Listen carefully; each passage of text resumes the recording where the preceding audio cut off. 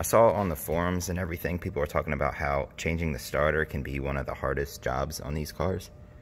But, I mean, I've done this. This is going to be my second time doing it.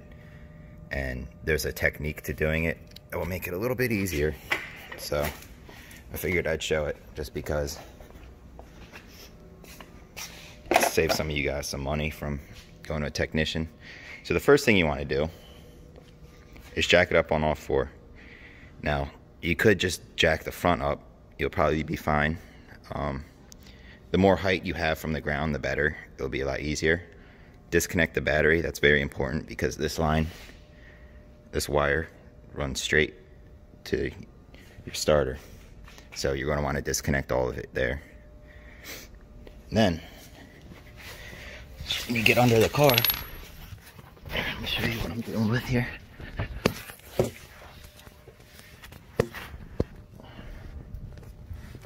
Alright. You disconnect the plug there, and then you take this. This runs straight from the battery, like I was showing you earlier. You take that off. So you got it disconnected electrically. Then, from here, you can take a 14mm wrench, like a gear wrench, a ratcheting gear wrench. That's what I used. And you can break this bolt free. That's the bottom one. There's a top one. Can you see it? All the way up there. Oh yeah, I also had to remove this little dipstick for the transmission. It runs all the way up, and then there's one bolt that holds it towards like the throttle body area. And you just have to disconnect that there. I just pulled it up because it is blocking this bolt. You might not have that problem. This is a different trans than what came with the car, but you're going to have to put your you're going to have to put your scissor jack, the little suicide jack that comes with the car, up on this. Now take these 4 bolts, you lower this, it will drop. Just don't have it, it'll sag right here and it'll kind of slip out of the drive shaft, but that's not a problem. Just don't let it come out completely. You drop it down a bit, and then this whole thing will give you a lot more room. Then you got to take a ridiculous amount of extensions. I didn't need a swivel socket, but I used basically this and that guy to do it. And yeah, you're just going to have to buy maybe like a set of extensions if you don't have them. If you don't have them, they're going to be good in the future, so you should just buy them anyway. And then you might have to buy like a few extra longer ones just in case. So, but I'll lower that trans and show you what it's looking like. Little trick for these little jacks is I took a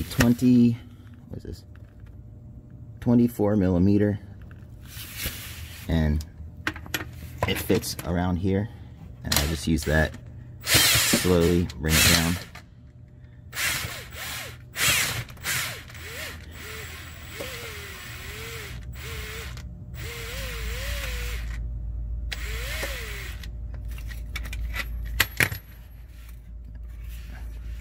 It's a little too low. I'm gonna give it, I have some pressure on this, that way this doesn't wiggle.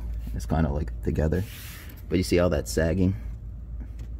If I kept going, this would just kind of like plop out. But this is plenty fine. I could measure how far that is, but whatever. But look at all this room. I can actually fit my hand in here now. And there's that bolt. You can actually kind of see it a little better now. This one's loose. You could probably get it with a gear wrench now if you forgot earlier. But it'd probably be easier now. But I did it before, so it was fine. So yeah, you just take those 2 bolts out. Putting it back in can be a little fidgety, trying to, you know, wiggle it in, but I had to take it out, spin the gear a little bit inside the starter, gear on the starter itself. I had to spin it a little bit, and then it slid in perfectly fine. The holes lined up and everything, so Just gotta make sure the teeth match. So if you waste a lot of time with that, just take it off again, spin the gear a little bit, and then you should be fine.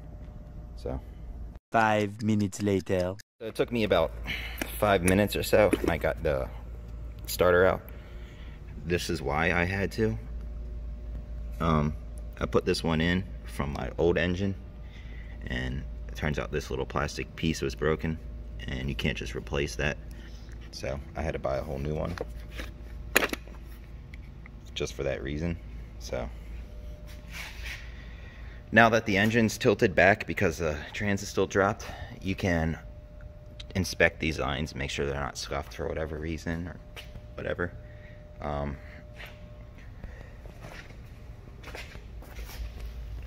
You want to leave it down while you put it back in, while you put the new starter back in. It's basically, you basically reverse everything that we've just done so far to put it back together. So if it helped you, drop a fat dislike on this video. One more thing. So this is the Duralast remanufactured starter, and before you put it back in, this is something I noticed. This ground isn't connected to the solenoid. It was just kind of loosely sitting there just like that. So please check that before you put this in, because it's going to be mounted like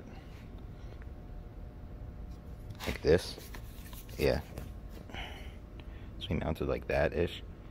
Yeah, you're not going to be able to get to that once you put it in. So check that please before you put your new one in. Make sure everything's together. Make sure this one's all the way down before you put that in. Tighten this all the way down to 12mm. And then you put, obviously, that line on top of here, and then you tighten it. So, just little things, just save yourself the trouble from having to do this twice like I did. So, peace. If you want it, hey, you can have it. Oh, if you need it, oh, we can make it. Oh, no. If you want it, you can have it. Yeah.